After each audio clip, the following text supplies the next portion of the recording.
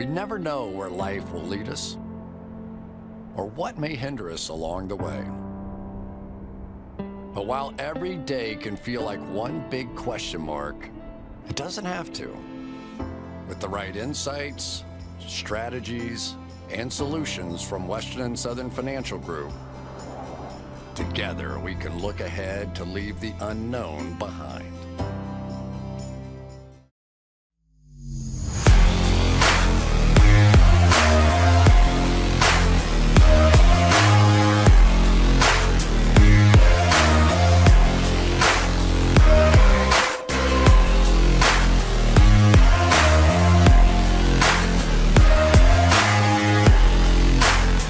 There's no other place to start this podcast, Mike, than the infamous monkey stripper Halloween Texas special teams coach story. It's taking over America, really, this story, and with good reason. 100%. Not every day do you have a stripper's monkey bite a little boy, and not every day is that stripper married to former stripper? I'm not sure. I haven't actually pinned down the details on this. Married to a football coach for the University of Texas Longhorns. I think once a stripper, always a stripper is kind of my take. Is that like you never drop it. I don't think it's a retiring situation. Okay, yeah. But to update on those who haven't followed the story as obviously as closely as we have, Texas coach or Texas special teams coach Jeff Banks is in a relationship with, potentially married to, I don't know if that detail is confirmed, to Pole Assassin. Yeah, I'll say it again. Pole Assassin. This is the stripper's either performing name or an accolade she acquired in her performing career. Her name is Daniel Thomas, maybe Daniel Banks if they are married. They invited for adults and children to their home, not for a stripper club party, but they had a haunted house and a maze. They invited them over for Halloween. It sounded like an absolute treat. In that event, a kid seemingly put his hand in the cage of the stripper's, or Pole Assassin, Pole Assassin's compadre, performing buddy, a monkey. Mm-hmm. Do we know the monkey's name? Pole Assassin Jr.? No, that hasn't been released yet. I assume it's coming. Pole Assassin Jr. is what we're going to call on the show. Then the monkey, Pole Assassin Jr., PAJ, bites the child's hand. And now both Jeff Thomas, the special teams coach for Texas, and Pole Assassin are under a lot of scrutiny, so much that Pole Assassin deletes her Twitter. This seems, to me, just reading the tea leaves here, this seems like Harambe 2.0. This seems like the kid's fault. This seems like she was doing a nice thing, having people over to her place, and the kid went in a spot he wasn't supposed to be. You want to read the tweets that she sent out before she ended up deleting her Twitter? Yes, absolutely. So this is from Pole Assassin before the Twitter deletion. I had a haunted house on one side gated off. He had no permission to go past the gate, and I had no idea he went into my backyard. Neither did I know anything about a bite until a doctor of neighborhood, which I believe that is the first time I've ever seen that phrasing, until a doctor of neighborhood told me the treat a small bite. No parent have contacted me about it. Pole Assassin, not perfect grammar there, but it's fine. Luke Johnston, who is the hero of this story, in my opinion, and we might have to get him on the podcast, goes for a perfectly well-executed troll tweet. Is the monkey vaccinated? ? Could be serious. Phenomenal. Yeah. Phenomenal. She takes it more seriously. Pole Assassin reads or texts, yes, she had all her shot. She emotional support animal who not be touched. She speak by command of high five. Same. No one is allowed to touch her unless I myself say it, okay it. I think you are 100% right that the person to blame here is not Pole Assassin, not Pole Assassin Jr., not Jeff Thomas. It is the child who stuck his finger in this cage. Maybe not even the child, the parents of the child. Fair. Letting him wander off in a haunted house of all places at a stranger's house. So that one, to me, I don't think it did anything wrong. Mm-hmm. Pole Assassin nor Jeff Banks. And another added detail, Nextdoor, which I think is a social media app for people who live close to each other. Yeah, I have never heard of it. So Daniel Banks, Halloween. Hey neighbors, I built a haunted house / maze at my house. I'm welcoming all kids from 7 to 9:30 and then adults from 7 to 11. It was even an abbreviated kid party knowing that they had probably get to school the next day. I mean, she seems really considerate in all of this. I'm, in my opinion, not going to blame the monkey. I'm not going to blame Pole Assassin. Jeff Thomas, I feel like should be free of blame as well. If anything, this is Harambe 2.0. Yeah, I agree. I'm glad we were able to discover that or get on that. The next thing we have is not necessarily all that similar, but Odell Beckham Jr., the saga that is his Cleveland tenure, is getting wild. So this is incredible for me. Adam Schefter tweeted this non-sarcastically that Odell Beckham Jr.'s father posted a video showing Baker Mayfield not passing the football to his son. That caption for me reads like something you'd see for Pop Warner or like your kid barely making the team. The fact that this has gotten to this point is absurd. Every high school dad in America is what it sounds like. But I don't know. I think this is the first time too I feel that I've seen OBJ's dad in the news. Right? I mean, I didn't know. I obviously knew there was a senior if there's a junior, but he has not been making too many notable appearances until obviously this video. Yeah, I believe he goes by OBS. He would go by. But he's coming off a 1-catch, 6-yard performance against the Pittsburgh Steelers. Obviously, from his comments in the past, Odell Beckham has literally said he's not happy unless he is contributing 2 wins on a football field, unless he is getting his stats. He has said that in interviews prior. There was the Justine Anderson interview. So obviously he's not going to be happy when he has 232 yards now total on 17 catches on the season. Now the video, a little suspect. I mean, anytime just because a guy has some space around him doesn't necessarily mean he's open. And I did watch the whole video just out of pure curiosity. And I'd say about half of them were valid points of gripe. And obviously we've lampooned Baker Mayfield on this podcast a number of times over the course of this season for his poor play. So no real surprise there. But the whole situation is not surprising to me because this was the writing on the wall. I had said it. I've been repeating it over and over. The whatever between Baker Mayfield and Odell Beckham never worked. It never worked. Wide receiver and quarterback is a symbiotic relationship. It is a trust-based relationship. And whatever that is, whatever that connection is, has never been there from day one. It has never worked out. And so to see it end possibly like this, we're recording this on Tuesday, obviously before the trade deadline. We don't know what's going to ultimately happen. But seeing it get to this point is not a surprise. Here's my take. And I think I'm going to catch a lot of flack for this. But I'm going to add to this conversation that LeBron James tweeted out an hour ago. OBJ will show again why he's special. Wide receiver 1, #free OBJ. Obviously, everyone on OBJ's side in this one. He's obviously not happy. I think we saw another reporter say the relationship between Baker Mayfield and Odell Beckham Jr. is not good, unsalvageable, etc. Does this remind you of anything? The same situation with the New York Giants and Eli Manning. Yeah. Like, this reminds me of my dad's divorces. You know, my dad gets divorced 2 or 3 times, and every single time it's their fault. I don't know if that's the case. It's not. It can't always be that you're running into, unsalvageable relationships on their end. This is it takes 2 to tango here. I think there is some fault for OBJ, and I'm not saying he's like abstaining from any fault here, but like, this isn't a free OBJ situation. This is a very good Browns football team that has done a lot to build around Baker Mayfield, add Kevin Stefanski, a very good defense.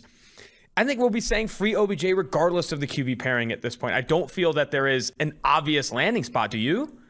No, and it's more like who would want him at this point. It's like what teams, even throughout the NFL, would be willing to take on Odell Beckham at this point after, like you said, this happening 2 separate occasions. And I'm not sure how many there would be. I mean, maybe the Chiefs, maybe the Pats, because the Pats obviously have a history of stuff like that, but that's about all I can think. Sorry. We were talking, this is part of the Catch an Early Buzz segment. I apologize. We were talking before the air that the Henry Ruggs stuff. Yeah. Henry Ruggs, TMZ confirms that he was involved in a serious car accident in Las Vegas that looked, for early reports, very bad. I'm not going to speak to anything. You can look it up yourself, but it is a very bad car accident. And 3 minutes ago, someone died, right? I believe that is what's being reported. Okay. I don't want to speak to everything confirmed, but TMZ, as of 3 minutes ago, Henry Ruggs involved in a serious car accident Tuesday morning in Las Vegas. It doesn't look good. It looks good. It does not look good. I think it's a fatal car accident. That is obviously concerning. I guess I'm in my opinion just going to re-report that news. I don't know if I can speak to anything more than that. I was going to say, we're recording this on Tuesday afternoon. We probably should make an addendum to this at some point. Yeah. Before we do release it. Absolutely. Interesting. That is interesting. Terrible. Awful. Moving off this catch and early buzz segment, we started with Monkey Stripper here, and we ended up getting into something much more serious, which is a hard change of pace. But I know another part of this podcast that we wanted to go over was the college football prospect risers and fallers 2022 NFL draft. I'm super excited on this running back room here. You got some risers on this running back room, starting with Kenneth Walker, who is on today's show right here. Kenneth Walker III put an absolute hurt on the #1 ranked run defense in EPA per rush allowed in Michigan. Not in Michigan, in East Lansing, but against Michigan. And honestly, it was a stunning performance. And he's exactly the type of back that PFF always gets after. Guys that force missed tackles and gain yards after contact. Through week 9 rather. No running back in the history of PFF charting college football, dates back to 2014, has forced more missed tackles in the first 9-week stretch or gained more yards after contact than Kenneth Walker, the best we've seen to start a season through 9 weeks. He has been phenomenal, nothing short of it. Insane, man. This was a next level performance. And just I love the way he hits the line of scrimmage. I mean, he will hit it at 100 miles an hour. One of his touchdown runs was just shot out of a cannon. And very translatable running style, in my opinion, to the NFL in the way he runs. In that, like I said, the fear at which or the lack of fear, just the pure confidence he attacks tight windows, rushing through the line of scrimmage is exactly what you love to see for guys projecting to the next level. Averaging over 5 yards per contact after attempt, almost 7 per after contact against Michigan. If he's not your running back one right now, I have serious questions. He has put on an absolute show this season. If he's not your front runner for the Heisman either, I have questions because yes, he may not end up being that, but they are undefeated because of him. You have a run-of-the-mill average college running back right now. They have probably 3 losses. Like this, he had all 5 touchdowns against Michigan. Like they win that game because of him. Like that, those runs a lot of those are not getting made by, again, your run-of-the-mill college running back. So, wow, yeah, high praise for Kenneth Walker. He also sat down with Trevor Sikkema, an analyst here at PFF, and it was a phenomenal interview. His aspirations transferring from Wake Forest after the 2020 season, where he earned an 87.1 PFF grade, but only played 284 snaps, obviously in a COVID-abbreviated season, transfers because he didn't feel like he was being utilized as he wanted, and that offense doesn't run the football a ton, goes to Michigan State and is having a stellar year, and he put in his notes app, I believe, I want to be in New York for the Heisman ceremony. Buddy, through 9 weeks, you are well on your way. He has been nothing short of phenomenal, as I said. Other running back on this list that you wanted to highlight as a riser, Kyren Williams, Notre Dame back, Golden Domer, who I think was RB9 for you early in the season, but has moved up board since then. Not a whole lot, but I mean, this was just he was very rough early on. I mean, full games where he 2.3 yards per carry, 1.8 yards per carry, 3.5 yards per carry, just tough sledding. And it wasn't even that much better sledding, I'll say, against North Carolina, but I think he has made, I don't want to say made changes, but he has appreciably overcome it the past 2 weeks, where it was 138 yards against USC, his first 100-yard game of the season, and then 202 against North Carolina. And coming back after an ankle injury, and just like the Notre Dame program, you talk to anyone around it, they love this dude, the personality that he has, what he brings to the table, the leadership perspective. I think a lot of NFL evaluators are going to fall in love with that part of his game, the pass protection, all those sort of intangibles that we don't quantify in a grading system here at PFF. He is bringing to the table, so he will go, I would say, probably fairly highly compared to maybe pure physical talent, what he brings to the table at the running back position, because he has all those other things. And in this one, like I said, hurts his ankle, gets it taped up, comes back, rips off a 91-yard run in that, I think it was the start of the fourth quarter, to really break that game wide open in a big win for Notre Dame. Kyren Williams, 5'9", 199. And I think we've had some conversations about his size and how that shows up in the NFL. But he is averaging 3.8 yards after contact per attempt, 34 missed tackles on 143 attempts so far this season, coming off easily one of his best games of the year. I wanted to bring up another running back. He's not on your list, but we were just on the call with Maxwell and the Bednarik committee, and a name that was being discussed was Tyler Algier of BYU, a guy that I know you really liked. I think last season, I think you liked him as a top 10 running back in the preseason. He's coming off a big game against Virginia. He has been really, really box score productive. What have you seen on tape from Algier?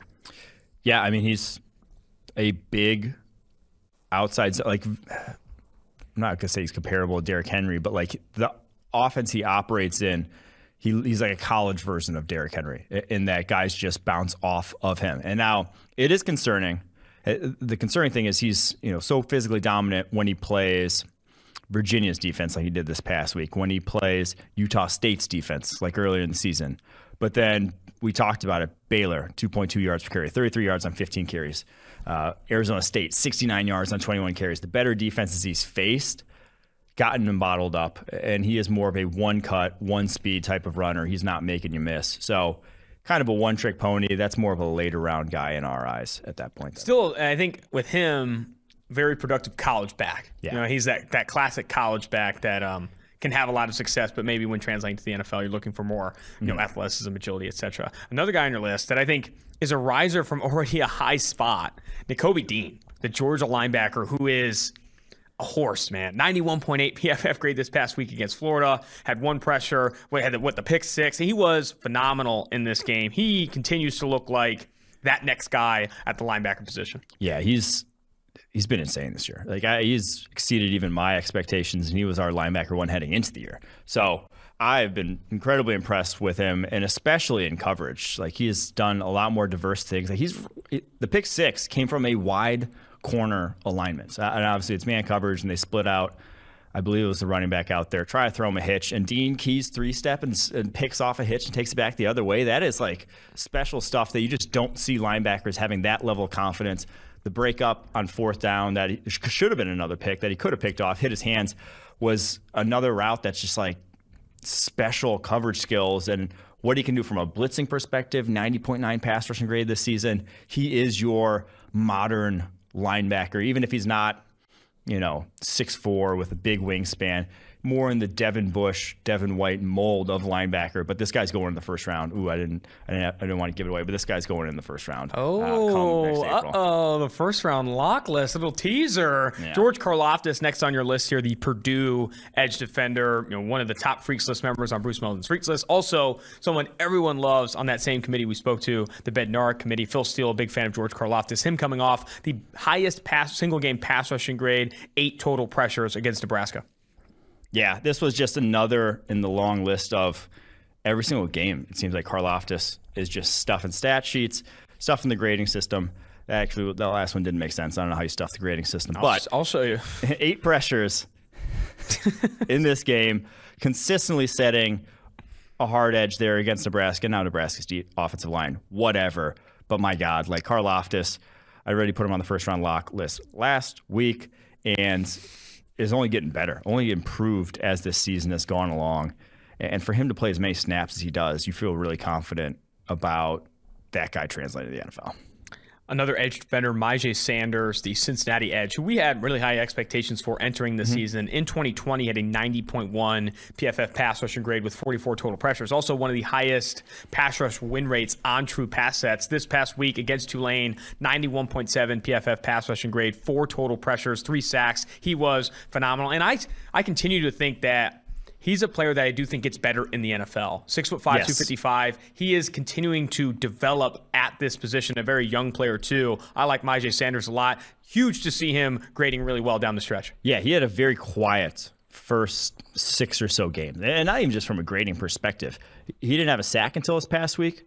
He only had 6 run stops through the first 6 games this season. Like, he was legitimately not as impactful as he was even in 2020, but this past week against Tulane, 3 sacks, 2 more run stops, a forced fumble. He was everywhere and really played a little more physical game than we've seen from him in the past. Kind of, you get to that senior year and everyone's in your ear talking about the draft. It's very easy to be wary of like getting hurt, protecting yourself, maybe not going full bore and on certain plays and really craving that contact. And I thought you saw a different guy in this Tulane game than we had seen in games past. Before we get on to the fallers here, I want to shout out the Tailgate Podcast promo code. You can go to PFF.com right now, use promo code TAILGATE to save 25% off any PFF subscription. If you are looking to support Mike directly, his family directly, go to PFF.com, use promo code TAILGATE, 25% off any PFF subscription. That gets you his draft guide. That gets you all of the draft information that we're going to be writing over the offseason. Also, fantasy football, betting, all that stuff. Anything football, really. Go to pff.com, subscribe, promo code TAILGATE. Fallers here. Drake London, by no fault of his own, is falling. Yes. But the injury will affect his draft status. He has, I think, a confirmed broken ankle, yes, which is more positive than ligament damage. I think we said that as soon as as soon as he got hurt, seeing that the air cast was immediately out, I think that was a huge positive for me. Not a huge positive, but silver lining on what is an absolute hurricane for Drake London, but a faller nonetheless. Yes, an injury that does not have kind of the long-term ramifications or possible sort of or the worrisome recovery of, like you said, ligament damage, or whether it was like a full broken leg, tib fib, something like that.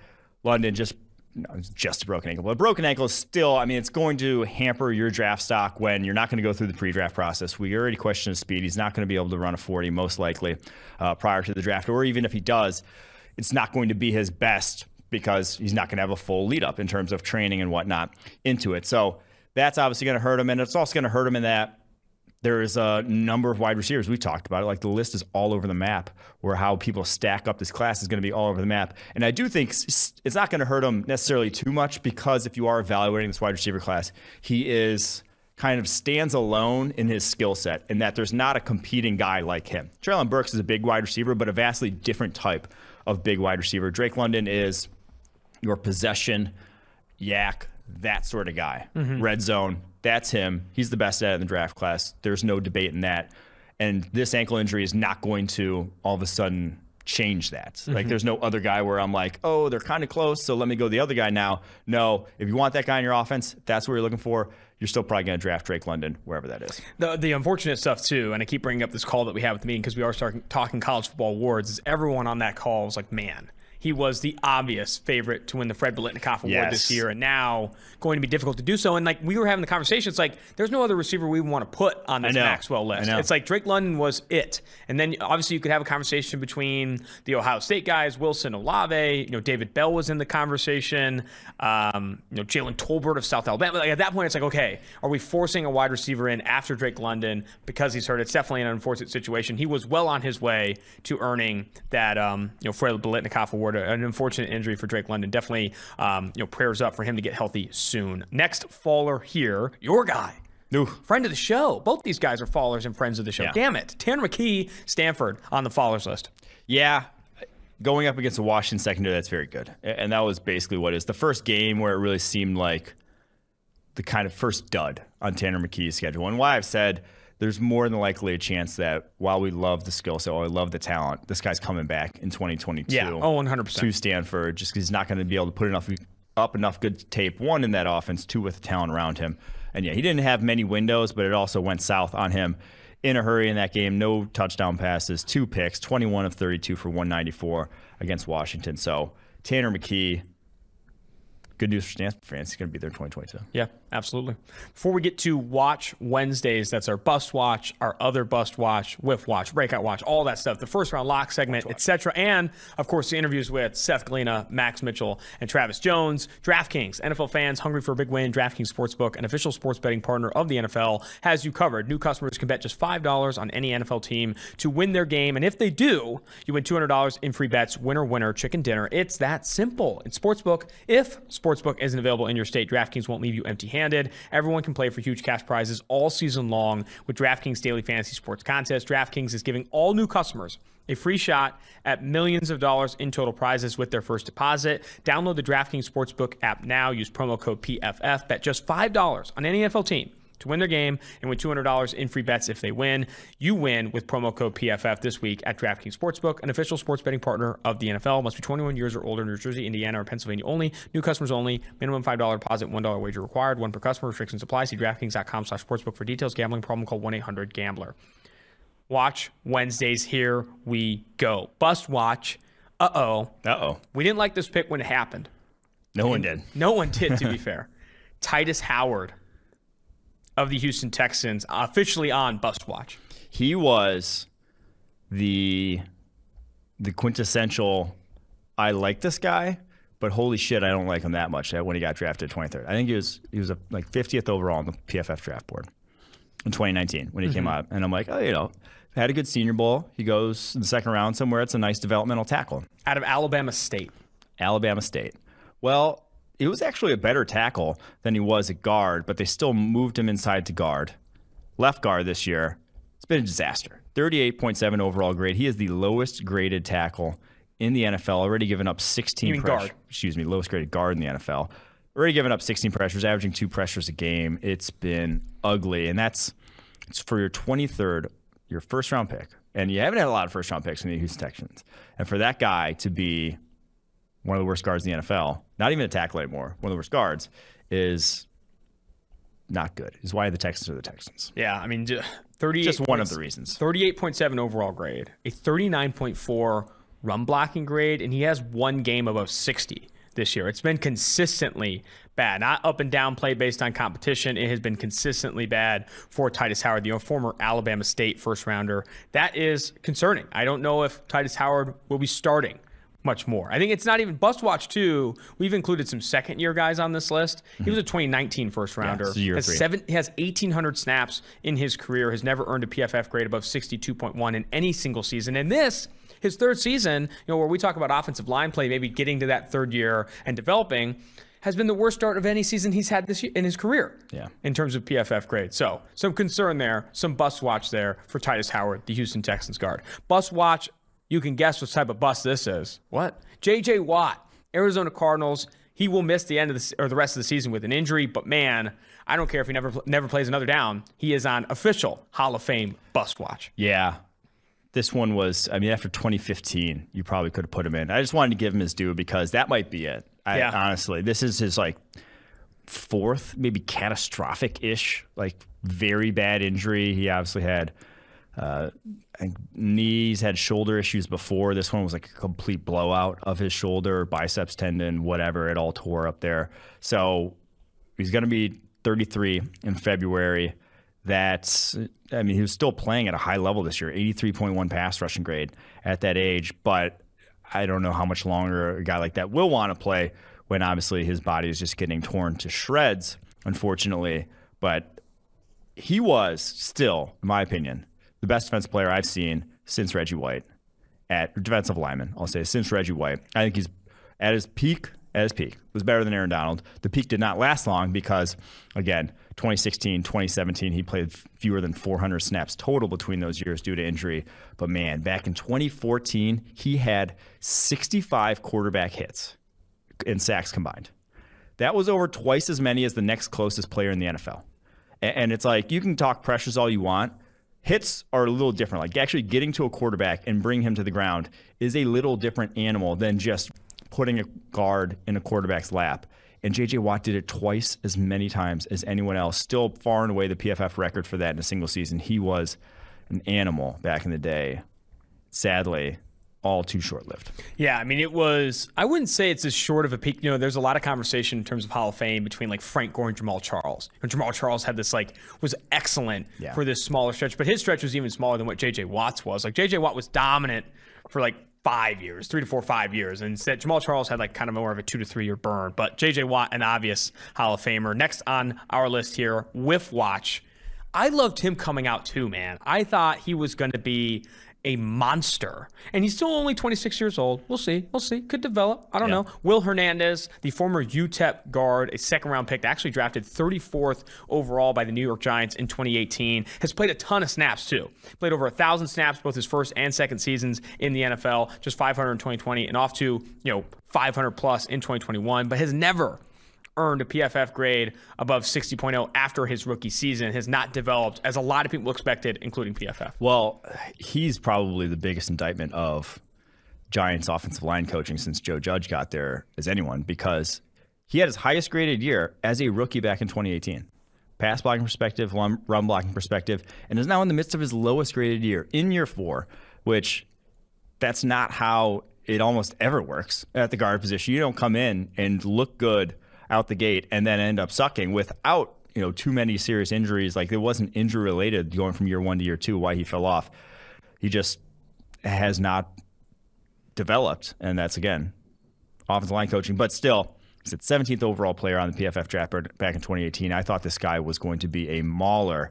Has not lived up to that. I still think change of scenery, could be a starting guard somewhere, competent guard, but only 57.8 overall grade so far this season, and an ugly one against Chris Jones where he gave up a sack, a hit, and 2 hurries on Monday night. Yeah, the pass blocking is one thing. Like, he had the highest pass blocking grade as a rookie and has gotten worse every single year. But there has been some speculation in his rookie season. They ran 61% zone concept. Since then, it's been 50%, 30, and 39%. Moving away from that zone scheme may be a factor in that as well. A change of scenery, he feels like a prime candidate for one to see if he can maybe get back on where people expected him. But officially on Whiff Watch, 17th overall player in 2018, a guard? I know.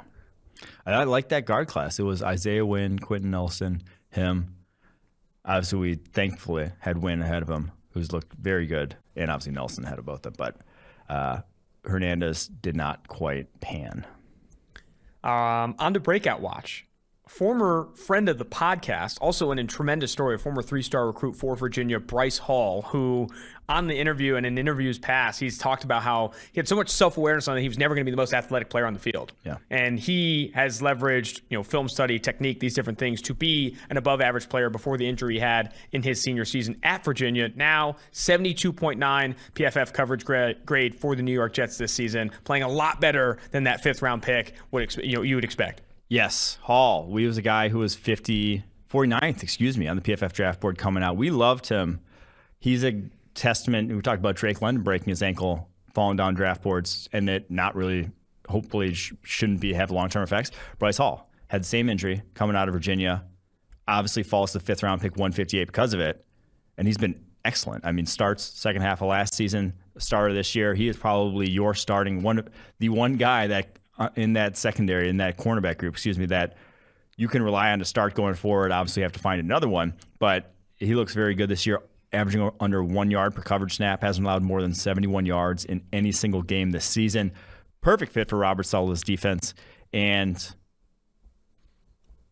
I want to tell a story about Bryce Hall that we fucked up on when he was coming out. I wrote an article about, I think it was about the cornerback group's article, and we put a picture in. The picture of Bryce Hall was literally with his ankle hanging, and I remember reading the article. It was the only picture we could find of him, and the person didn't notice it. It was him kind of sitting on the ground, but it was right after he had broken his ankle, and so his ankle's hanging. And I'm I remember DMing, I think it was you immediately. I'm dude, change this picture. This looks awful. It's a terrible look. I remember that we had put it in the article. We just didn't notice. Obviously not looking at the guy's ankle, but it was literally immediately after. And thankfully, I have the picture right here. I'm not meaning to laugh, but everything worked out for him. So I'm in WordPress right now looking at our media library, and it is right there. He is pointing to the sideline, holding his left leg, and his ankle is legitimately snapped. and we had it as the feature image. We had it as the feature image for this article. What a disaster that was. And we even have the image that we switched to right after that. That is not incredible, but a funny story nonetheless. It's like the Eater Gross Mato story. I don't want to retell that one. I don't want to retell that one, but it's very similar to that one. Washed Watch. Danny Amendola and Adrian Peterson newly signed to the Tennessee Titans. Adrian Peterson, both officially on Wash Watch. Both officially 36 years old. What spurred this was today's Danny Amendola's birthday, I believe. November 2nd, the day we're recording this. Danny Amendola's birthday. It turns 36. If you don't count Matthew Slater, he is the oldest wide receiver in the NFL. I legitimately did not know until I started looking up who the oldest players were in the NFL that Danny Amendola was still in the league. And do you know what team Danny Amendola plays for right now? The Lions. Nope, he plays for the Houston Texans. Oh, does he really? The fact that the Houston Texans signed a soon-to-be 36-year-old wide receiver who has now 63 yards on the season never ceases to amaze me what they're doing. You can't underestimate the veteran presence that he brings to that sideline, though, and the culture that they're building in Houston. But it's safe to say Danny Amendola's best days are behind him. Why? Good on him for getting a paycheck, but my God, Houston, what the fuck are we doing down there? No one knows. No one knows. And then Adrian Peterson gets shout out for getting signed. I love the tweet from CBS Sports saying, "Oh, Adrian Peterson doesn't have big plays in him." This was less than 3 years ago, the tweet. And then it showed a run from 2019 that he had a long run. It was just dude, less than 3 years ago for a guy who's 36 years old. As I can attest at 31, 3 years ago, I would moved a lot differently than I do now. And when you talk about getting shit on for getting signed, it's not on Adrian Peterson. It's on the Tennessee Titans. Think they can hit the tread on this guy. Yeah, it's... All right, last one here. Everyone gets old. It sucks, but everyone does. We're not burning you for that. You should put that on a social graphic. Everyone gets old, I think could be really helpful news for everyone today. Last one here, and you kind of already hinted at it. First round lock segment. You are adding who?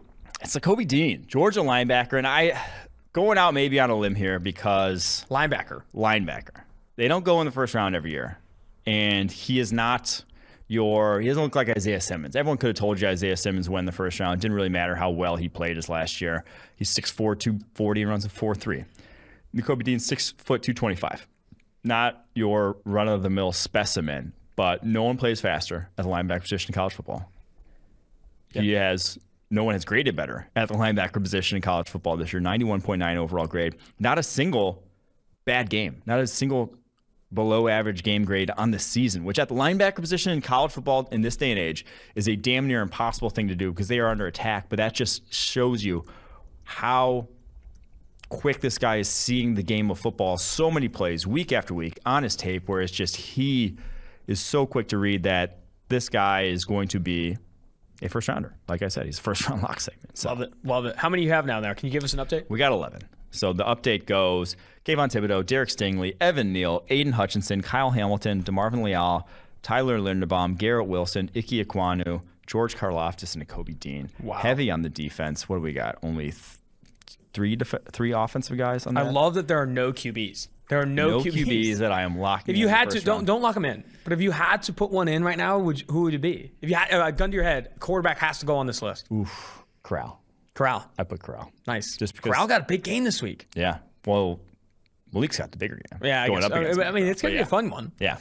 Could be fun to watch, actually. All right. Let's jump off this now. Before we get to the Seth Galina interview, then we have interviews with Max Mitchell and Travis Jones. Western and Southern, proud sponsor of the Tailgate podcast. Whether it's football success or financial savvy, the right questions help set the stage for winning strategies. Western and Southern is teaming up with PFF's very own Chris Collinsworth to share insights that can help you put you ahead on both your fantasy and financial scoreboards. Want to hear more about Chris's old playing days or behind the scenes on Al on Sunday Night Football? How about a need to know for your financial future? Now you can ask about either or both, and every football or financial question you ask earns you a chance to win a catered party for February's big game. Check out the Chris Collinsworth podcast and Western Southern's Instagram for answers to the best questions each week. Submit your questions at westernsouthern.com/askchris. One more time, that is westernsouthern.com/askchris.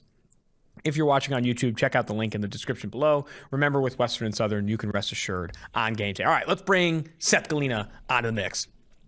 To clarify from earlier, before we bring Seth Galina on, I know we mentioned the Henry Ruggs TMZ report that he was involved in a serious car crash in Las Vegas. Reports now that Metro Police confirm Raiders player Henry Ruggs was the driver in the morning's fatal car crash and showed signs of impairment. He will be charged with a DUI resulting in death. And in just an awful, I was going to say unfortunate, awful circumstance for, obviously, Ruggs and everyone involved in that. Definitely thinking of the families affected. It was an awful scene. That is rough to see, and nothing more on that. All right, Seth Galina joining the show. Finally back. Is this the first time back since the Justin Herbert clip? Yes, I think it is, actually. That's a great call. What are you guys talking about? Who remembers that?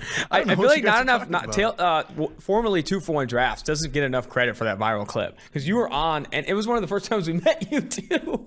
We met you in Mobile, and we're talking about that quarterback class, and then you drop, obviously, the infamous take that he can't play, and then the rest is history.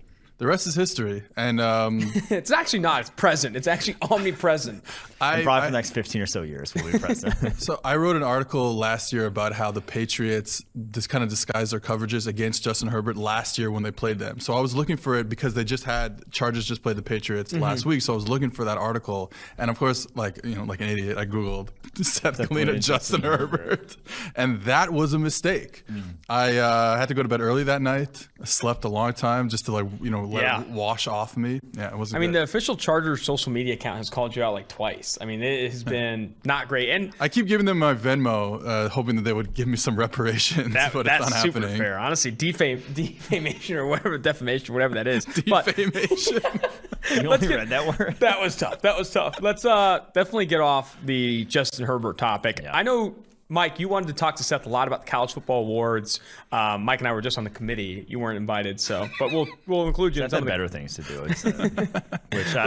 Let's get some conversation around the college football awards, and then I actually wrote down a handful of questions too that I want to throw your way. I know we were talking a little bit last night, but let's start with the college football awards. Mike, did you want to give your take and then hear Seth's opinion, or how'd you want this? Let's give like who we think is going to win these, or who we think should win these at this point in time. Obviously. Well, we could just do the big dogs. We could do the Maxwell, the Bednarik, because that's where we're all on the committee for that. Technically, even though you didn't show up to the meeting, we all were on the selection committee for that over the weekend. So, thoughts on the Maxwell Award? Do we have the full list of guys that we ended up picking in front of us here? I don't have them in front of me. He actually never shared the list with us. He never shared the list during with the us. call, but. He was looking for Seth, is why. Who do we think should be the finalists for the Maxwell Award? 3 finalists. We obviously named a list of 15 semifinalists over the weekend, but who do you think should be the finalists for the Maxwell Award at this point in time, which would be the best players in college football? Usually that one's more offensively focused, but I think there's been defensive players that have been at least involved in it in the past. So you want right now, who will my finalists be? I do think I need Stroud in there, and I know you've been CJ banging Stroud. the Stroud table. I've been banging the Stroud table. Okay, here's the thing about Stroud. He has the best surrounding cast, supporting cast in America, and it's not even close. And it's like, he's been good, but that's the best supporting cast in America. And he also, I don't want to say lost the Oregon game, but like was a big factor in them losing 100%. The one loss they had this year. Okay. So that's like hard for me to really like. I have to push back against that because they scored a bunch of points in that game. It was his 4th ever start. Yeah. And the defense was as bad as we've seen an Ohio State defense be in a few years now. I mean, since the Indiana game last year at least. So I don't want to put that all on CJ Stroud. The defense should have just made a play once in a while. Like once in a while, the defense got to make a play. That defensive performance was horrendous. So, like, let's not put it all on CJ Stroud, who made a bunch of big throws, and he's been so much better since that game as well. So, like you said, I am a big CJ Stroud fan. I think Stroud should be. I would pick Stroud. I would pick Kenneth Walker, the Michigan State running back. He's right there. And I'd also pick one of, and I don't know who, I think I would lean Bryce Young, but I'd pick one of Bryce Young or Matt Corral. Those would be my 3 finalists right now. I like Kenneth Walker, and I'm kind of hoping Kenneth Walker wins the Heisman, to tell you the truth, because I think we need a running back to win. We can't have this quarterback award. I know the receiver won it last year. It would be nice to see a running back who's grinded his way, had obviously some huge runs against Michigan in the rivalry game. I don't know how the season's going to end for Michigan State, but hopefully he gets some good opportunities to get in the end zone and pad his stats, because he's been – I'm not saying he's the best player in college football, but I think – Michigan State's been a great story. He's been a great story himself, transferring from Wake Forest, and he's been really good. So I'm hoping. He had plenty of opportunities to find the end zone against Michigan, all 5 touchdowns in that game. Who are your finalists, Mike? Kenneth Walker would be my winner right now. Wow. And obviously a finalist. I would also throw Kenny Pickett firmly into the finalist conversation. I just think he's been excellent. The losses, as much as we said, CJ Stroud, a lot of the losses on Ohio State's defense. Pittsburgh's losses were 100% on their defense so far this season. So he has been excellent week in and week out. The last one is probably the biggest. Those 2 I'd feel the most confident in putting in the mix. The third guy is really up for grabs at this point. Still, I would probably lean Bryce Young. It's been a little bit more consistent, I'd say, than CJ Stroud, but that one's a tough sort of. The number 3 on that list is, to me, it's 1 and 2, and then number 3 is a ways down on the list. Matt Corral's out now after last week. Can he rebuild his image? Well, the injury is just tough to put him in there as well.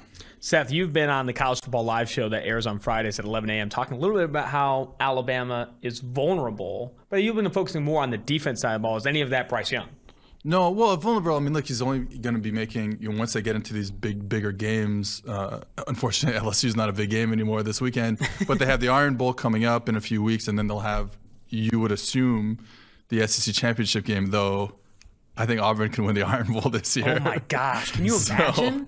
Are you big on Bo Nix, or what is it? I'm big on a Bo Nix game every 5 weeks, and then I think the timing is right for he's going to beat Ole Miss this week. They might lose a couple of games. I'm sorry, he beat Ole Miss last week. They might lose a couple of games. I think they're 4.5-point dogs to Texas A&M this week. I don't know. I think they might lose. That's what I'm saying. They might lose to Texas A&M. Interesting. I don't think that's going to happen. I think Alabama rolls in the Iron Bowl, and I also think Alabama beats Georgia in the SEC championship. I think Social's putting out my college football playoff rankings that are going to get absolutely murdered on Social, but I do think that Alabama is that good. You want to flip to the Bednarik now, Mike? Yes. Let's get to the Bednarik. I have the list now of all the guys. We included 18 guys in the Bednarik. Can I say my Bednarik deep thing before we get into who's actually finalist? Well, it's just that the best player over the past 3 years in college football has been Derek Stingley, and it's just unfortunate that we haven't been able to see him for the last 2 years because of injury. Yeah, and we won't see him again suiting up in college. But he would have won the Bednarik one of these years if he was healthy. No, you are not wrong about that. He was, even when he was healthy this year, he had really one catch. Like that was it in 3 games. So. Bednarik, semifinalist, right here. Will Anderson, Alabama, the edge. Roger McCreary, the Auburn corner. Ahmad Gardner, the Cincy corner. Jermaine Johnson, the Florida State edge. Jordan Davis, the Georgia defensive tackle. Nakobe Dean, Georgia linebacker. Aiden Hutchinson, the Michigan edge. Kyle Hamilton, Notre Dame safety. Nick Benito, Oklahoma edge. Kayvon Thibodeau, the Oregon edge. Quan Brisker, the Penn State safety. George Karlaftis, the Purdue edge. Cameron Thomas, the Go Aztecs edge.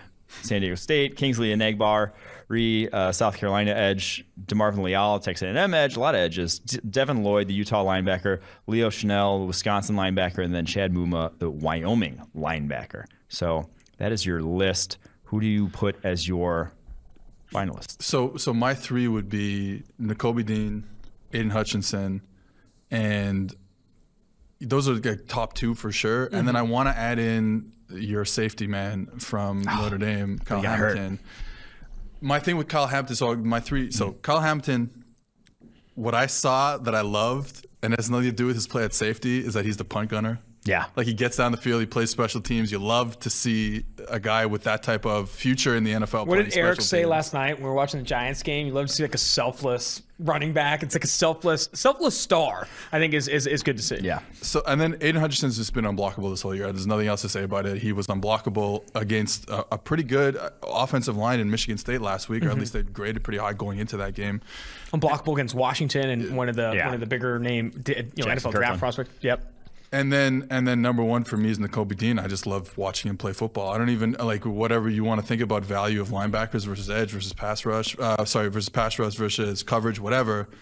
He's my favorite player to watch in college football. I think the way he gets sideline to sideline like a bullet. He's unbelievable. He covers people out of the backfield. He blitzes like a madman.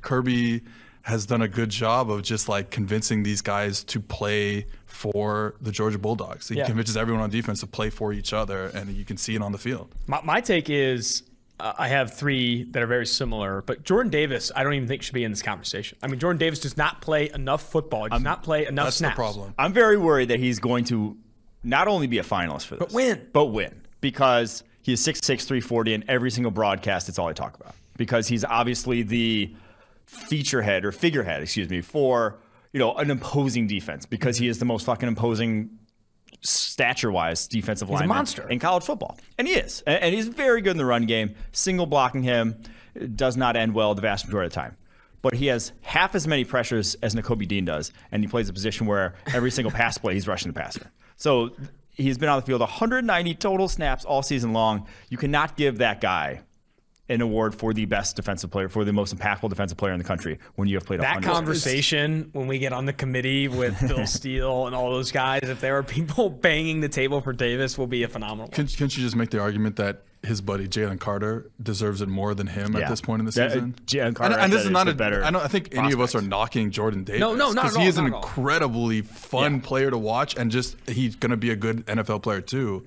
But even Jalen Carter, who plays next to him and subs for him, has been awesome as well. Has played more snaps also. Here's my so it's like you got Kirby Smart there out snapping, like giving one guy more reps usually means that guy's the one who's impacting the game a little more. Here's my 3, and it doesn't include Cameron Thomas of San Diego State, despite being an athlete. Because he's one like above everyone else. Exactly. He's ascended to a new level. It's not even Bednarik Award. It's something bigger. It's something better. But I like Nakobe Dean at 1, Aiden Hutchinson at 2, and my 3 actually is Ahmad Gardner, Cincy. if Cincy does go into the playoff as number 2, the season that he has had, not just this year, but last year, has been one of the most impressive of any cornerback in the country. They're not throwing the football at him. He plays a physical brand at that position, a unique brand at that position, a unique sauce nickname as well. That has to factor in. You talk about when the broadcast highlights the defense, that is the guy. That is the guy. And they have Myjai Sanders, and they have other talented players. I really do think that Ahmad Gardner should be the number 3. Does he win? Maybe not, because Georgia is going to be maybe number 1 in the country. And then obviously Aiden Hutchinson plays a more premium position, is having a lot of success as well. But I think he needs to be in that final 3. Yeah, my final 3, and I think Kayvon Thibodeau and Kyle Hamilton, if they were healthy all year, would 100% be in this final 3. But I just think if you're not playing every game, I don't think you have a rightful. You just don't have as much of an argument as guys who did, because you have such tight schedules, 12 games. You miss one, that's a 12th of the season. It's a 12th of the impact that you can make. So I think unbelievable math just happening on the podcast right now. 2 of them, it's a 6th. So that's going to be Kyle Hamilton and Thibodeau. So at that point, Nakobe Dean, Aiden Hutchinson, and then the guy I think I would give it to right now is Ahmad Gardner. I think he has been the best and is so impactful to that defense and all they do. And you just watch how they scheme up that defense. It relies on the fact that they know no one can attack him. He's given up 73 yards, and they just know that side that he is on is good in that defense. And everything else works because they know that's not a matchup that offenses can go after. And they haven't. Like I said, 10 catches, 73 yards all season long is insanity. And playing man coverage every time. It's not like this is a zone where he comes off, maybe we don't give him a target somewhere. He's playing man coverage on most of his snaps. Yeah. And he's been as good as any player defensively, like you said, in the country. And he is the reason why if Cincinnati gets into the playoffs and then has some success in the playoffs, big if, but if they have success in the playoffs, it's because, like you said, he changes what offenses can do against you because they will not throw at him. Yeah. No, 100%. I'm glad you included him. I'm glad you included him as your favorite. Do you want to go over any of these other he's a big reason here? why they, last year, Georgia, bowl game. Oh, he actually didn't even play that game. That's on me. All right, let's cut. Cut that. That one needs to be cut. Do you want to go over any of these other awards? I was going to highlight that. Give Jordan Davis the Outland Award, the Interior Line Award. Well, but then the Tyler Linderbaum slander. Yeah, Linderbaum's got it. He can win right Remington. now. It's a center award. Okay, that's fine. This committee all speaks together. You don't have to give him all. Jordan Davis, don't give him the Bednarik. Don't give Jordan Davis the Bednarik. Still a really good player. Give him the Outland Then I keep Award. saying the same thing. If you're going to give Jordan Davis the Outland, give it to Jalen Carter. Jesus, I can't speak. Jalen Carter. Yeah. No. Just don't give him an award. He's been very good, but he'll go somewhere in the first round. This is going to get clipped and ripped, and we are going to get buried by dogcountry.org, and we're going to get wrecked. I have no... What are you talking about? Kirby Smart loves PFF. I don't know what you're talking about. You just go to our takes on Nakobe Dean. We fucking love Nakobe Dean. Yeah. If you won, I would have no argument. Don't give it to Davis. Give it to Nakobe Dean. Exactly. Give the Heisman to Nakobe Dean. Yeah, I would not argue too much with that either. But so, Biletnikoff, as it stands right now, Drake London. By the end of the season, that's the problem. It's like he got hurt at just the awkward time where someone is probably going to eclipse him statistically, even though week in, week out, no one was a better wide receiver so far this year. So that one's tough, but like it stands right now. Running back, no question. It's Doak Walker is going to Kenneth Walker. It's perfectly. Is he his son, maybe? Makes too much sense there. Yeah. John Mackey. It's not. No, I think it's his son. The Mackey has to go to Trey McBride right now, as it stands. The guy has over 40% of his team's receiving yards at Colorado State.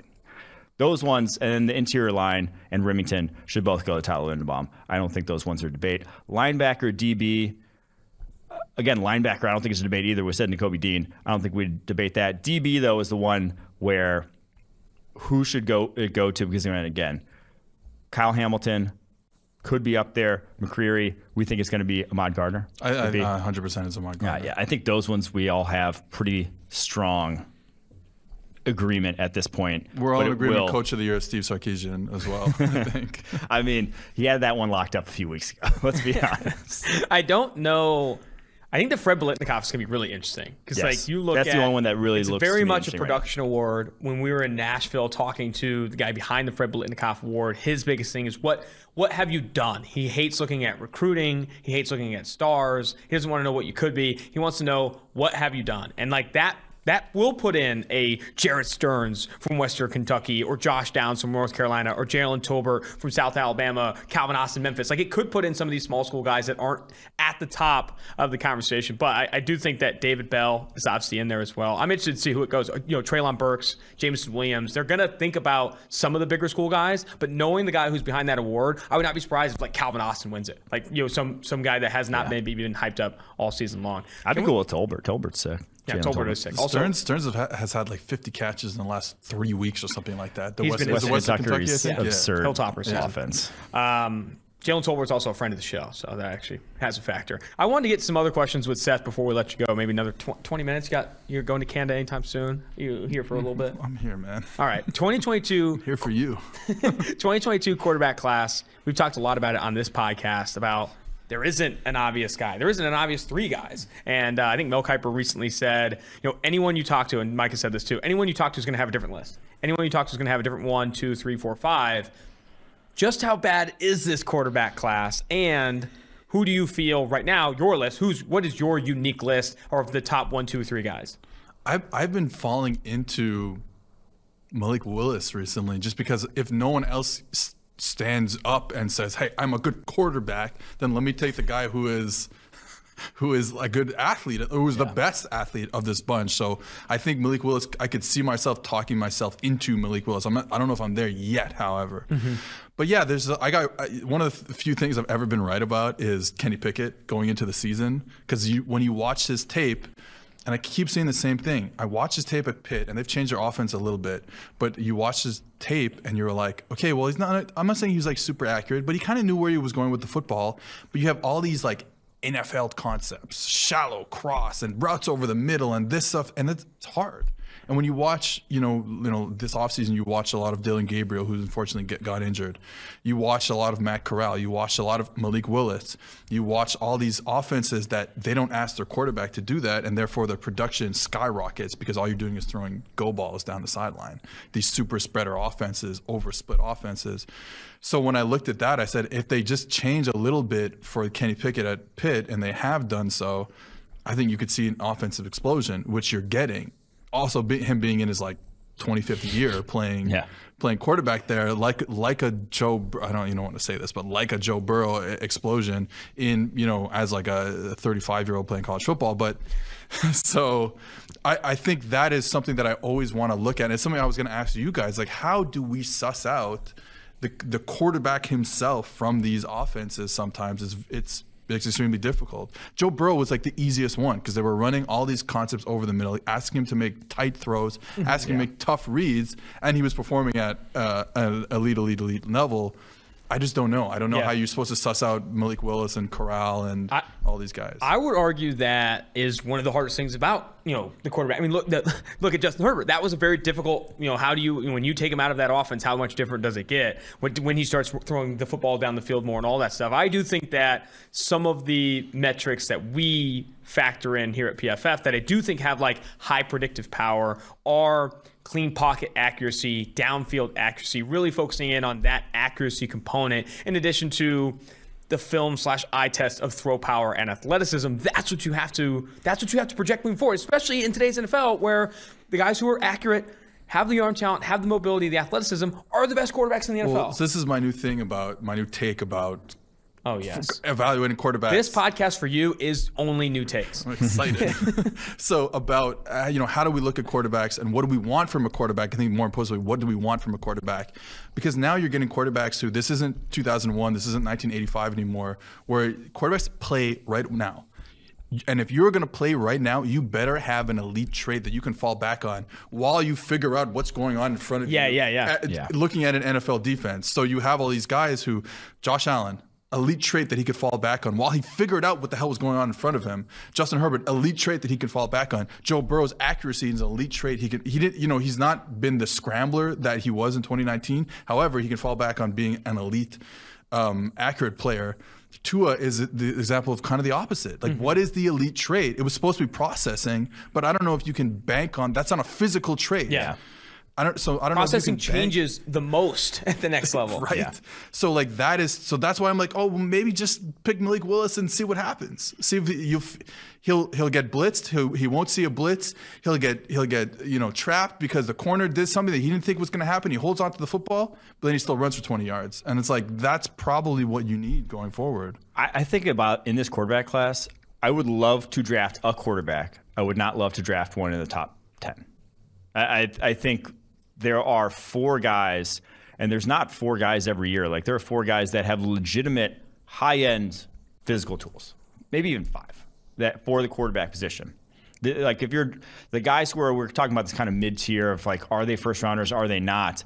They're not. They don't look like Will Grier. They don't look like Mason Rudolph. These guys have legit arm strength, whether it's Sam Howell, Carson Strong, Malik Willis. All those guys have cannons. Matt Corral even. Like, those guys can sling it. They are athletes. I think it's Howell, Corral, and Willis are 1, 2, 3 in the country in terms of rushing yards, the quarterback position right now. Like, there are guys that have the entire package that's kind of winning at the NFL right now.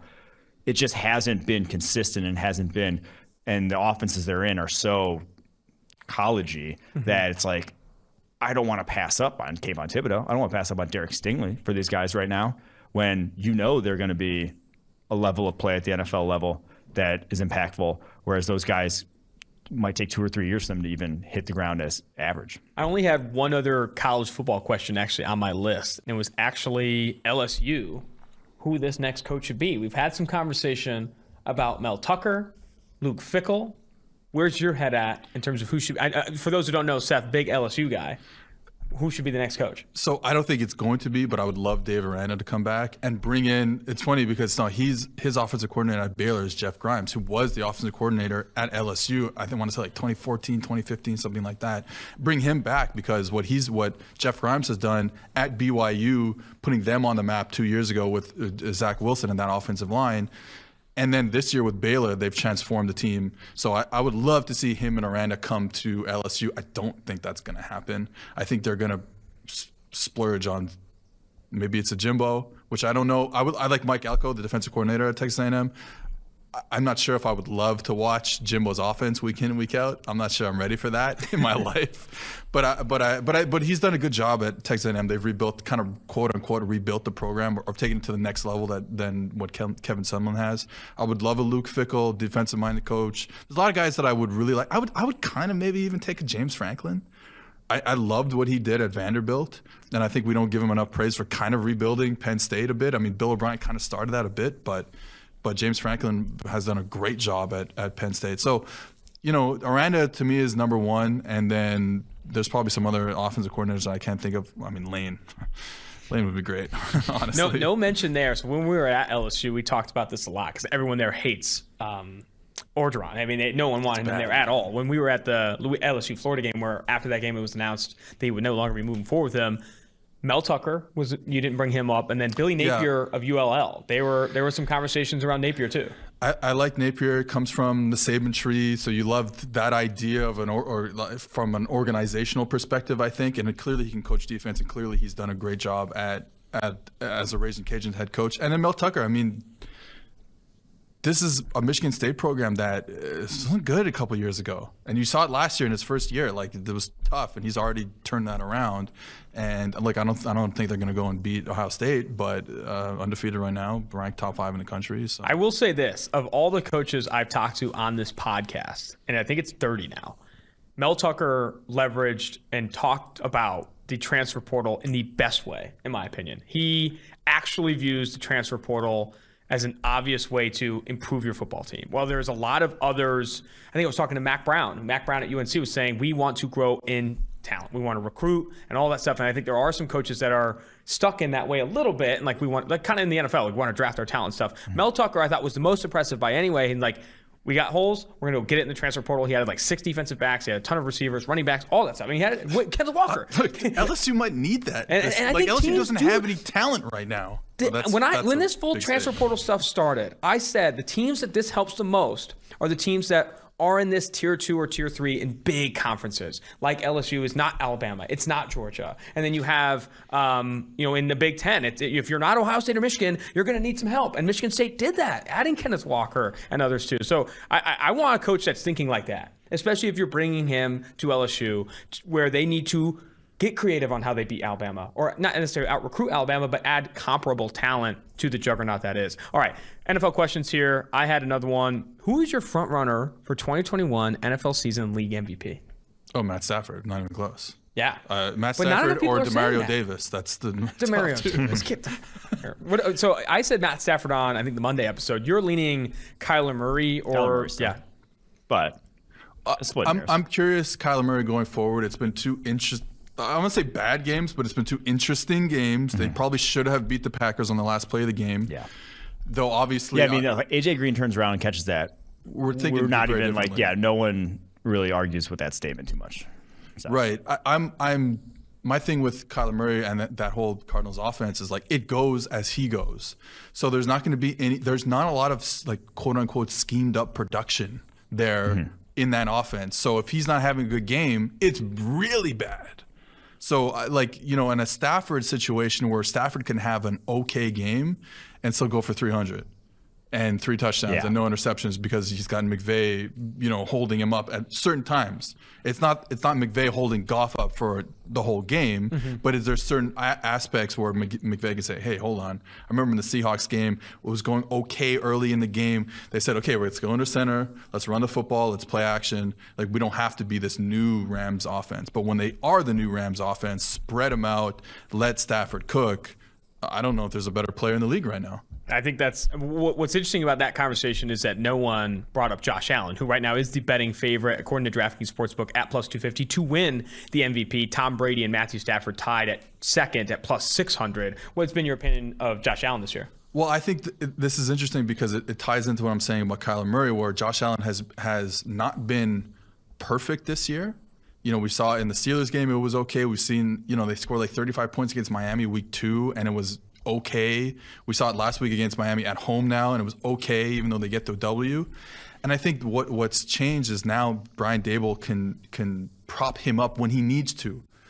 Josh Allen is a generational type of player, I think. However, you can't, as we're seeing with Mahomes as well, it's sometimes you need that offensive scheme to help you out a little bit when you're used to being this super spread, 10 personnel, 11 personnel team where you're relying on the quarterback to be everything for you, just as Mahomes has been for the Chiefs. You're seeing that with Buffalo. It worked unbelievably well in 2020. Now they've taken a step back and said, okay, look, we're going to run you a little bit more when we have to. You saw it in the Chiefs game this year. You saw it in the Miami game just last week. So I think there's some things you can do now. And honestly, everyone was saying, oh, Daboll, he's got to be a head coach. What he's doing this year has even pushed it even further because he's allowing Josh Allen to, and I've said this before, not have to be Superman on every play. Not have to, throw this unbelievable route where he's rolling to his left, rolling to his right, and he's got to throw across his body and he makes all these plays like Mahomes. He's saying, hey, we can run the football more. It's going to be interesting to know Dawson Knox going forward. That's going to change. They're going to have to be, against Miami, they went back to being a spread team. Tommy Sweeney was in the game, but really they were a spread team. So I'm interested to see with that. But I think Daboll's done a great job, and it's allowing Josh Allen to not have to be Superman on every single play.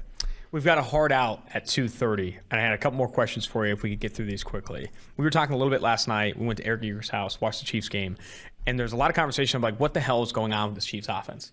What is going on? Why is it not looking like what we've seen in the past? Is it, some people talk about turnover-worthy play regression, and then you look at just the explosive play rate this year compared to previous years. What is going on? What do you think the biggest issue is? So they can't run the ball to get teams out of these two high shells that we've been talking about ad nauseum for the past few weeks.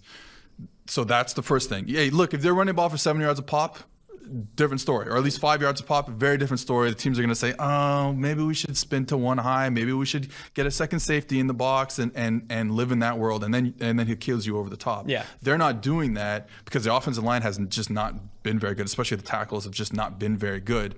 So I think that's the issue. And then I think Mahomes is living in a world where he feels like he can still big game hunt. even though these post routes, these over routes that we remember from Tyreek Hill are not there this year. With the too high shell. With the too high shell. He's not getting one-on-one on the backside with Travis Kelce because they can in an essence double team him playing cover 4 or cover 2. So, but he's still not. You want to see him. I think you just want to see him be a little more. Eric was talking about this yesterday. 1, 2, 3 balls out. 1, 2, 3 balls out. Let's get them out of what they want to do. But it's Mahomes. Like, it's Mahomes. He's gonna scramble around. He's gonna, wait on some throws, and they're not there this year because I think the shells they're getting, and they're not able to get teams out of those shells. Last one for you. Zach Taylor ruining Joe Burrow? Is he? I don't love the offense there, and I think so much of it is just. It's like they have changed a bit. They're going under center a lot more, running that outside zone scheme that we thought he was going to bring with him from being, in the same urinal one time with Sean McVay. I hate that joke. Can I say this? I hate those jokes. Those jokes were funny 3 years ago. Those jokes were funny 3 years ago. Oh, he had a cup of coffee with McVay. He's going to be a head coach. No one has said he's peed in the same urinal. The urinal's the only adaptation I liked of it. I think I don't want to hear them again though. Oh, probably had a cup of coffee with McVay. Die. I'm done. I'm done. Go ahead. Go continue though. All right, that's all we have for you guys today. So I think they've done it a little bit differently, going under center, outside zone. But at the end of the day, what is this offense other than Joe Burrow throwing slants or go routes to Jamar Chase? So nothing's really changed in what they've kind of done from last year where they weren't very good. They've been better the last few weeks. Obviously, they probably shouldn't have lost to the Jets even though they scored a bunch of points. They've been a little better on offense.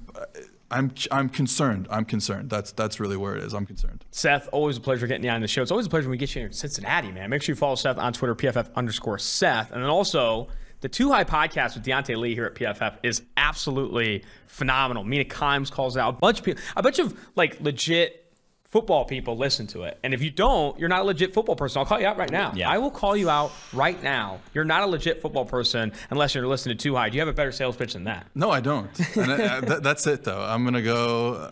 Tell more Rams. Tell more Sean McVay Rams coaching jokes. But I'm just trying to find like all the good ones. Like I got the urinal one. Maybe he was in like a phone Uber, vestibule with him. Shared an Uber with him. Yeah, I think that's. I like that. Shout out Uber, proud sponsor of the Tailgate Pod. Yeah, when I start doing stand-up again, I think that those are going to be my. Again? I need the clips. We're not talking about it. Mike? In all seriousness, though, if you enjoy talk about schematics, anything X's and O's about how the game of football is actually being played and coaching decisions, that sort of thing, that is the best podcast for that on the market. Like no other, there aren't truly many others that even delve into that, but they are by far the best. And in the podcast space, in football podcasts, where it's so saturated with a lot of the same content, even sometimes guilty of that, on this podcast, talking about mock drafts and things like that, it is such a breath of fresh air and very good air that Sean McVay has once shared. But this was a fantastic interview as well. We're going to go ahead and jump now to interviews with Louisiana offensive tackle Max Mitchell, and we also had UConn defensive tackle Travis Jones. Let's get to those. Now joining the Tailgate podcast is current Louisiana offensive tackle Max Mitchell. Not just Louisiana, highest graded offensive tackle in the FBS, according to PFF. You are one of the better stories in college football right now. It's great to have you on the show. Yes, sir. Appreciate you having me. We were talking a little bit off air. You're from Monroe, Louisiana, developed at Neville High School, only had a handful of offers coming out, some D2 offers. Some of these schools listed, man, Millsaps College, Ouachita Baptist University, and then kind of out of the blue, Louisiana comes in to recruit you. You take that offer. Walk me through a little bit of that, how that recruiting process went, and how much, obviously, Louisiana, why you ultimately picked Louisiana and went down that road. Yeah, kind of like you said, there weren't many significant offers out of high school that I was really considering.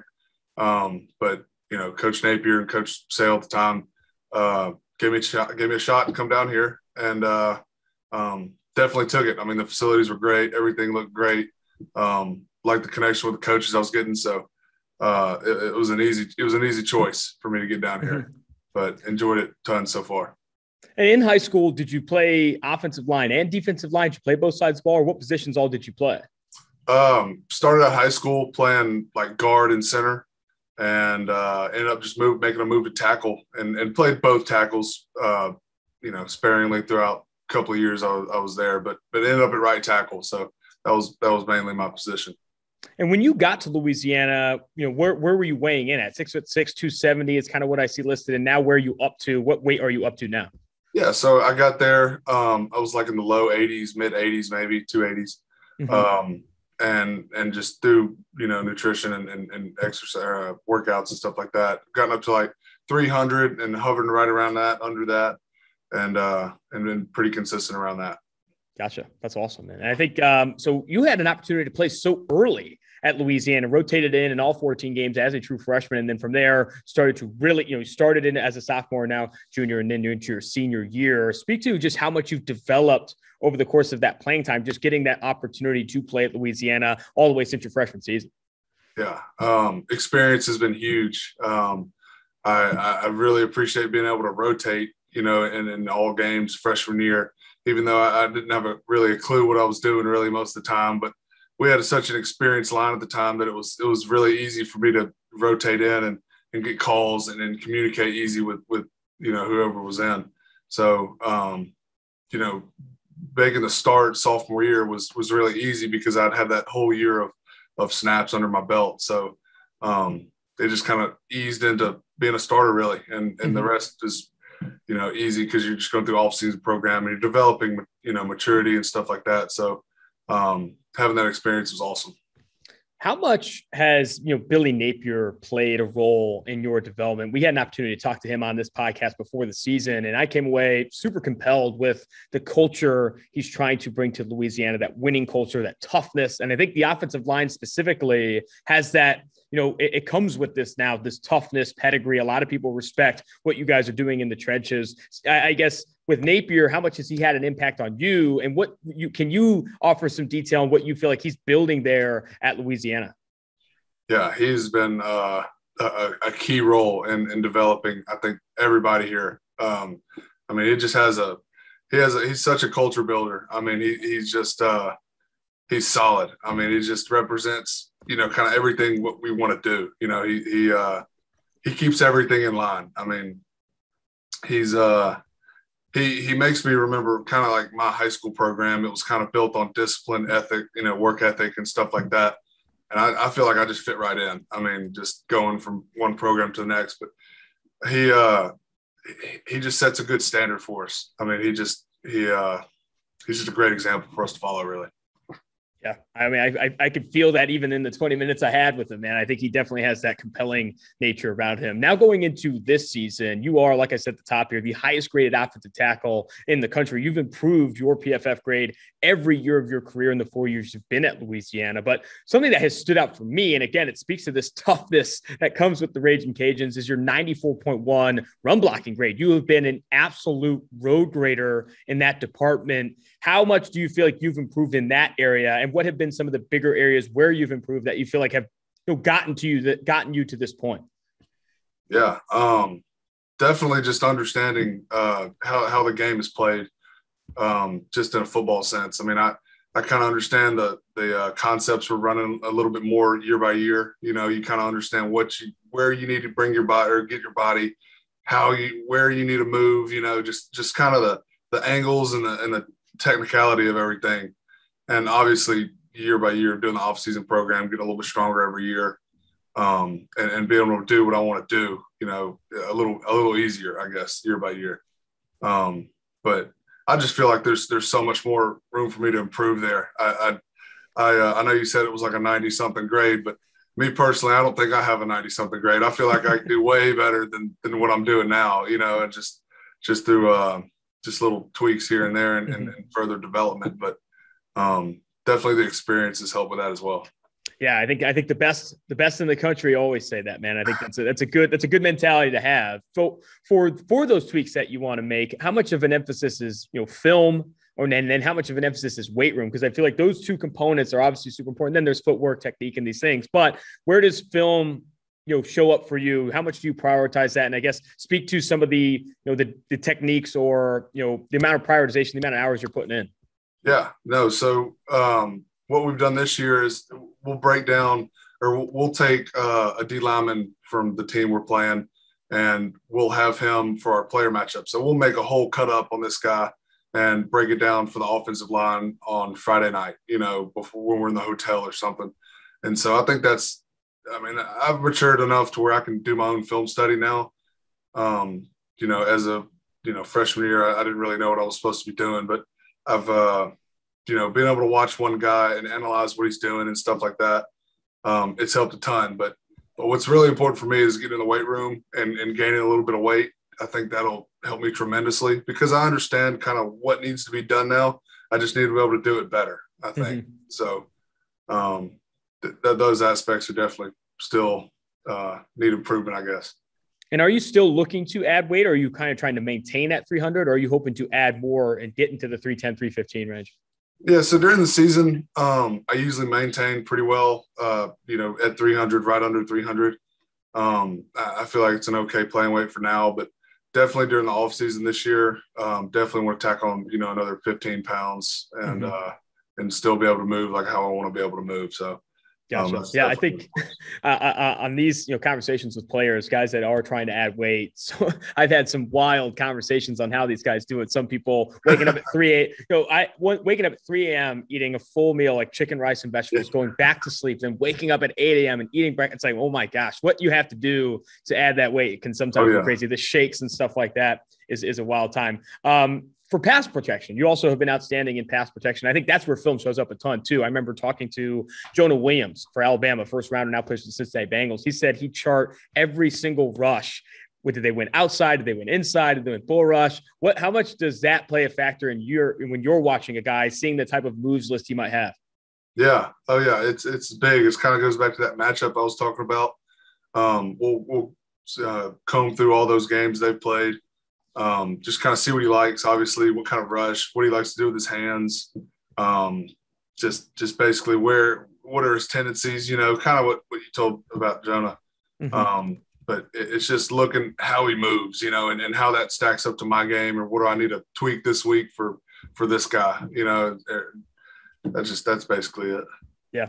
Looking ahead to closing out the season, Louisiana obviously having a phenomenal start to the year, 7-1 on the year. What are some of your personal goals? And then we'll speak to team goals to close out the interview. What are some of your personal goals? What's high on your list to accomplish as you close out this season for Louisiana?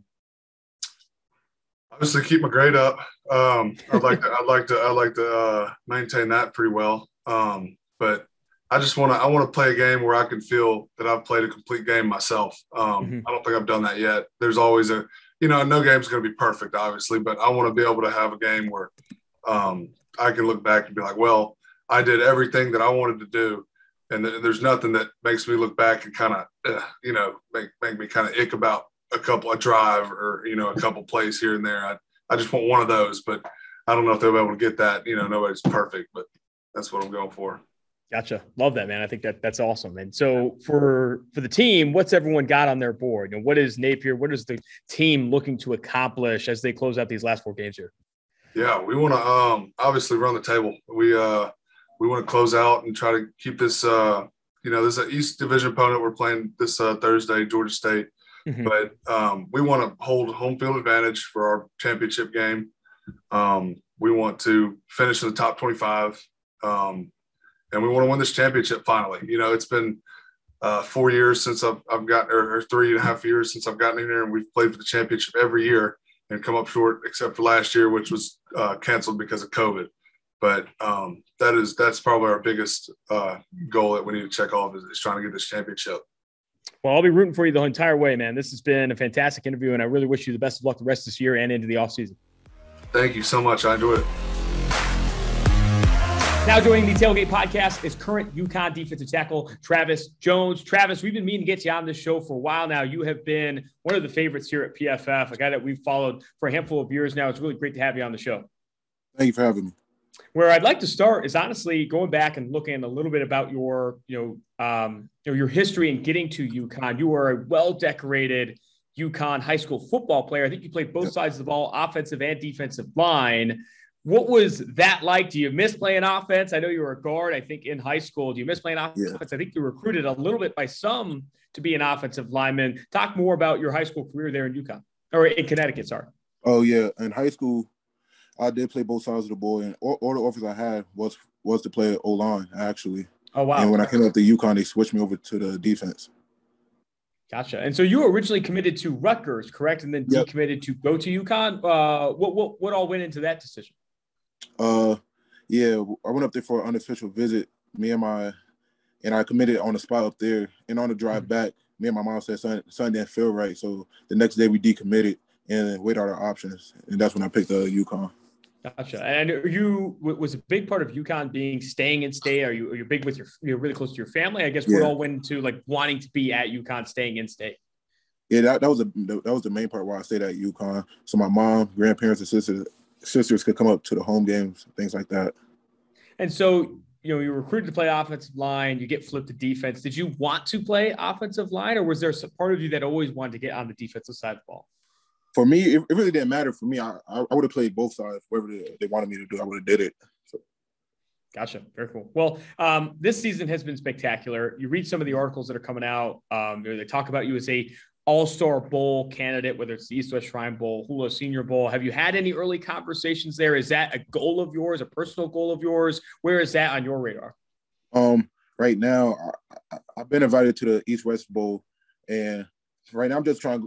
Just getting ready for Clemson, and I'll worry about that stuff when I get there. Mm-hmm. Yeah, totally. I think that's fair. Maybe too far ahead. Let's focus more on this season. You've been phenomenal, have graded really well for UConn, and really, in my opinion, have improved every single year there. Speak to the development that you've had, and maybe what has been the biggest, growth point or biggest improvement in your game from last year to this year. Personally, for me, I said I understand the game better, schemes, and what teams trying to do to me to defeat me and how to beat them. Mm-hmm. Some things I think I got better at was my pass rush. That's something I really needed to work on, and I think I got a little better at that this year. Still need improvement, though. What specifically do you think helped you improve that pass rush? Was it more film study? Were you able to maybe work more pass rush moves into your arsenal? Where exactly do you think you improved? I say picking up tendencies by watching film, day in and day out, seeing what the O-linemen like to do, things like that. So when you do turn on the film, you're looking at tendencies and those things. What are some of the first things you look for on film when you're going against, another offensive lineman? First thing I look for, stance first off the jump. Look at the stance, hand placement, things like that. Mm-hmm. Yeah, totally. And how about your approach in the weight room? What have your goals been there? Have it been important for you to add weight? Have you been trying to drop weight? What have been like your current weight and weight room goals? Oh, my current weight right now, I'm 333. We weighed in yesterday, I believe. Yeah, yesterday. Mm-hmm. And every time I go in the weight room, just going in and put in work. I try. For my cars, I try to do 10 to 20 pounds extra just to push myself. Mm-hmm. Gotcha. That's awesome. And so we can close out here. I only had a couple more questions for you. What are some of your personal goals to close out this season? And then we can focus on team goals as well. But what are you hoping to personally accomplish as you close out the year? Some of my personal goals right now, just go out there and have fun with my guys and try to dominate every snap, really. That's all I could do. Control the things I could control. Absolutely. That's awesome, man. Having fun is sometimes a forgotten part in football, man, especially with potentially being your last day at UConn. I think getting as much fun as you can, I think is super important. Last one for you. What are team goals that you have? What are you and the guys there at UConn hoping to accomplish to finish the year? Yeah, we've been talking about this for our last 3 games. We just want to go out there and compete. Don't look at the score, but just go out there and compete, have fun with each other. Yeah, I think that's it. Fun is the name of the game. Travis, this was phenomenal. I really appreciate you jumping on the podcast and wish you the best of luck moving forward. Thank you. Have a good one. Man, jam-packed show today, Mike. That was phenomenal. Big shout out to Seth, Max Mitchell, Travis Jones. Going to be a packed show. And then tomorrow, I got UTSA head coach Jeff Traylor. He kind of changed my life in that interview. Multimillionaire now. $28 million, 10-year deal. They really are trying to get that buyout, hoping whenever he does move to another school. Dude, he is sick, man. That interview blew me away a little bit. He's a really, really cool guy. Definitely listen to that one on Thursday, but we will see you next time. Austin Gayle, Mike Renner, producers, David Safaro, Stone Rochelle, Mike Quinn, and Max Chadwick. Tailgate.